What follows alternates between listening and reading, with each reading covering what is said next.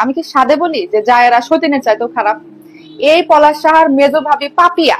পলাশ সাহার বিয়ের ভিডিওতে দেখবেন যে কত ঘনিষ্ঠ হওয়ার চেষ্টা করছে পলাশ সাহার মেজো ভাবি।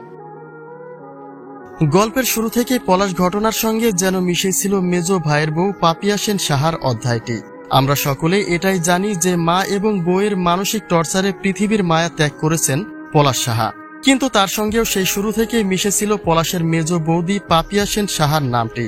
তিনি আসলে কি করেছেন বা পলাশ ঘটনার সঙ্গে সে কতটা জড়িত সেটা শুধুমাত্র ছিল সন্দেহের মাঝেই আলোচিত।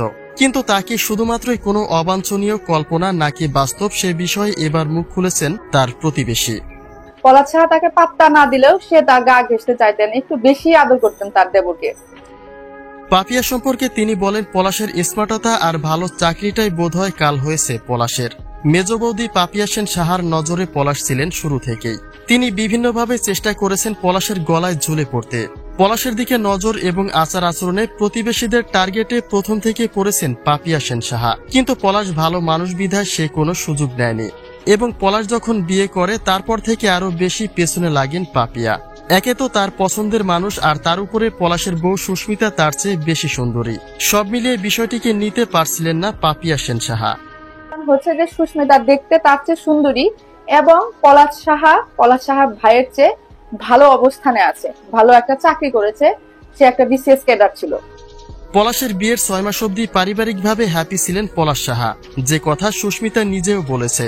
কিন্তু তারপরে শুরু হয় দ্বন্দ্ব ফাসাদ। তবে সেটা কি শুধুমাত্র বউ শাশুড়ির মনের অমিল নাকি এর পেছনে কারো পরিকল্পনা, সে বিষয়টি ছিল সন্দেহের। আর সেখানেই যেন এবার ফেঁসে গেলেন পাপিয়া। জানা যায় তিনি পলাশের সংসারে বিভিন্ন প্রক্রিয়ায় প্যাঁচ লাগাতেন।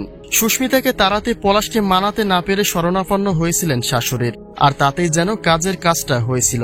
কিন্তু গল্পের শেষ প্রান্তে এসে পলাশই দিলেন নিজের জীবন নিজেই শেষ করে, যেটা হয়তোবা ভেবে উঠতে পারেনি পলাশের মেজ বৌদি পাপিয়া সেন সাহা।